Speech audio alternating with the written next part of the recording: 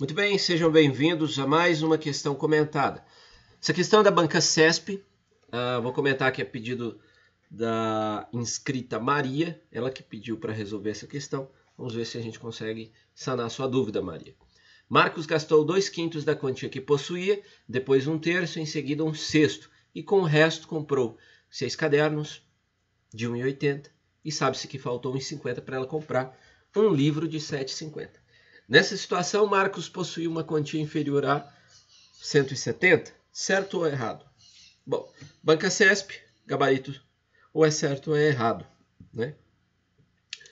Errou, perde um ponto, não marcou, não pontua, acertou, pontua. Beleza? Então vamos lá. Esse tipo de questão eu costumo passar aqui para os alunos porque a gente resolve pelo método FERA. O que seria o método FERA? O método FERA é o seguinte. Esse tipo de questão é padrão. A VUNESP também gosta muito desse formato de questão. Como que é esse formato? Ele te traz frações, beleza? Te traz frações. Então, fulano gastou 2/5, gastou 1/3, depois gastou 1/6, e te dá um resto, e te dá uma sobra. Então, toda vez que você tiver esse tipo de configuração, mas tem que estar exatamente igual, está aqui. Trouxe frações e te dá um resto. A gente utiliza o método FERA. O que consiste esse método FERA?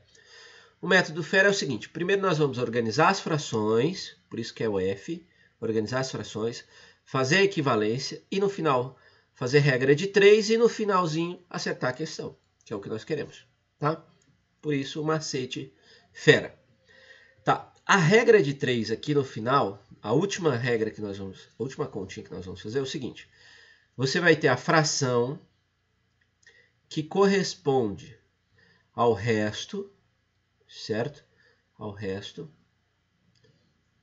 Você vai ter o 1 que vai corresponder ao total. Então, isso aqui não muda. Isso aqui não vai mudar. Você vai resolver 300 questões desse formato e o final aqui não vai mudar. Mas eu vou te mostrar. Então, vamos lá. Primeira coisa, nós vamos organizar as frações. Nós temos aqui 2/5. O camarada foi lá, gastou 2/5. Depois nós temos 1/3. Depois nós temos 1/6. E depois nós temos o resto. Tá?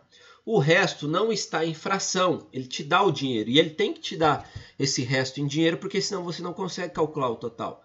E quanto que é o resto em dinheiro aí? Temos duas situações. O cara vai lá e compra 6 cadernos de 1,80 e falta 1,50 para ele comprar um livro de 7,50. Então perceba o seguinte, se falta 1,50 para ele comprar um livro de 7,50, você concorda comigo que ele tem R$6? Tá? E aí basta somar 6 vezes 10,80, 6 vezes 1,80, perdão, desculpa, dá 10,80. Então 6 vezes 1,8 deu 10,8.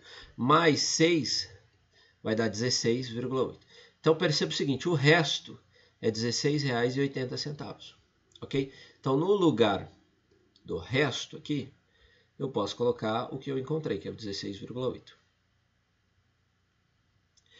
E é aqui que mora o pulo do gato. Por quê? Olha só. Para cada um desses termos, existe uma fração. O 2/5 já está representado por 2/5, 1/3 já está representado por 1/3, 1/6 por 1/6, e existe uma fração que representa esse resto.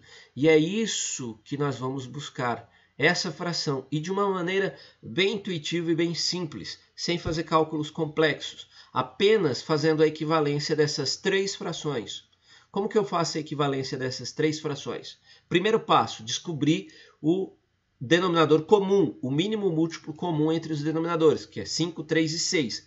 Vai ser 30 se você fizer o MMC de 5, 3 e 6. Como que nós fazemos? Fatoração simultânea, que vai dar 3, ou aqui vai continuar 3 e aqui 5. Agora por 3, que aqui vai dar 1, aqui por 5 e agora por 5 que vai dar 1.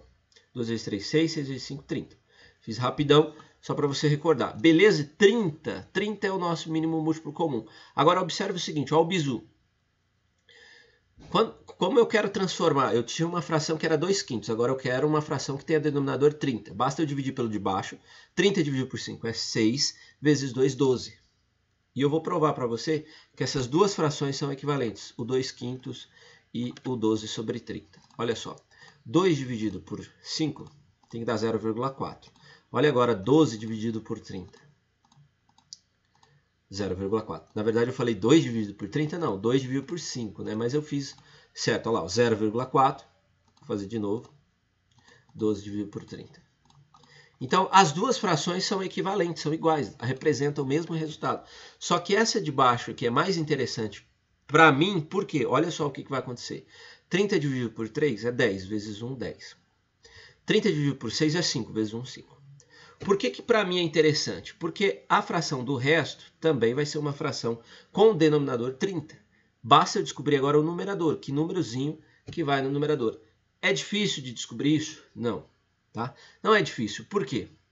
O total tem que dar 30 sobre 30. E 30 sobre 30 é 1. E 1, ou 100%, representa total. Ok? Representa total. Então, perceba o seguinte. Se aqui no numerador tem que dar 30, olha só, que número falta aqui para que dá 30? Eu tenho 12, eu tenho 10, eu tenho 5. Falta um número aqui para dar 30. 12 com 10, 22. Com 5, 27. Então, aqui só pode ser 3 sobre 30. Perfeito? 3 sobre 30. Então, eu acabei de descobrir a fração. Feito essa descoberta, tá? que o resto, porque aqui o que eu acabei de fazer uma relação matemática. Eu acabei de descobrir que a fração 3 sobre 30 representa 16,8. Ou melhor, se eu trabalhar esse 3 sobre 30, eu consegui dividir, 3 dividido por 3 dá 1, 30 dividido por 3, 10. Então, olha só que raciocínio bacana esse aqui. A fração 1 sobre 10 equivale a 16,8. Agora, eu quero que você saia um pouco da casinha. Claro que no método, eu coloquei esse final que sempre vai ser padrão. A fração com o resto, 1 com o total. Mas tem uma forma mais intuitiva ainda de você pensar isso aqui. Olha que show isso aqui. Ó. Se ele te fala que 1 sobre 10, ou seja, você tem algo dividido em 10 partes e uma parte equivale a 16,8, você há de concordar comigo que as 10 partes vai ser 10 vezes 16,8. Você consegue entender isso? Ó? Porque essa relação matemática está informando isso.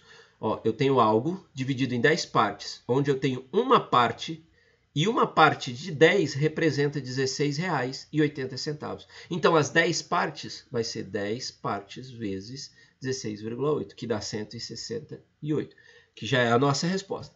Mas, enfim, eu vou resolver a regrinha de 3 como eu prometi, tá? Porque aí faz parte do método FERA, você já escora, né, e você tem um âncora e resolve com mais tranquilidade. Beleza? Então vamos lá. Aqui em cima é a fração que eu descobri, que é 1 sobre 10, perfeito? Está para o resto, quanto que é o resto? 16,8. 1 está para o total, que é x, eu não sei.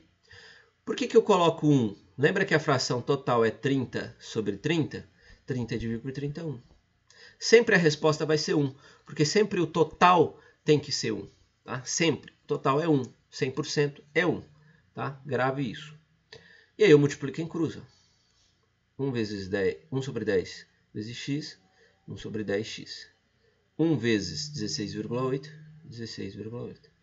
Esse 1 sobre 10 está multiplicando, vai passar para cá, ó, dividindo. Então vai ser 1 sobre 10, dividindo. Então vou tirar ele daqui. Ele passou para lá dividindo. Só que o que acontece? Não existe divisão com fração. Tenho que transformar numa multiplicação. Só que para isso, o que eu tenho que fazer? Inverter. Passar esse 10 para lá e esse 1 aqui para baixo. Então, passar o 10 para cima. O 10 vai ficar lá em cima. E o 1 vai ficar aqui embaixo.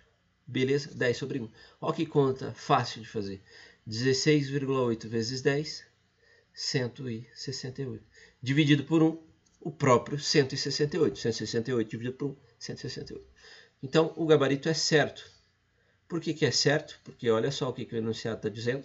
Nessa situação, Marcos possui uma quantia inferior a 170? Sim, possuía uma quantia inferior a 170. Beleza? E aí a gente conclui o método Farrell. Fizemos as frações, fizemos as equivalências, regra de 3 e acertamos a questão. Perfeito? Se você gostou, se inscreva no canal e espero que tenha sanado sua dúvida, Maria. Se não sanou, deixe nos comentários que a gente tenta regravar um vídeo aí, beleza? Com a sua dúvida.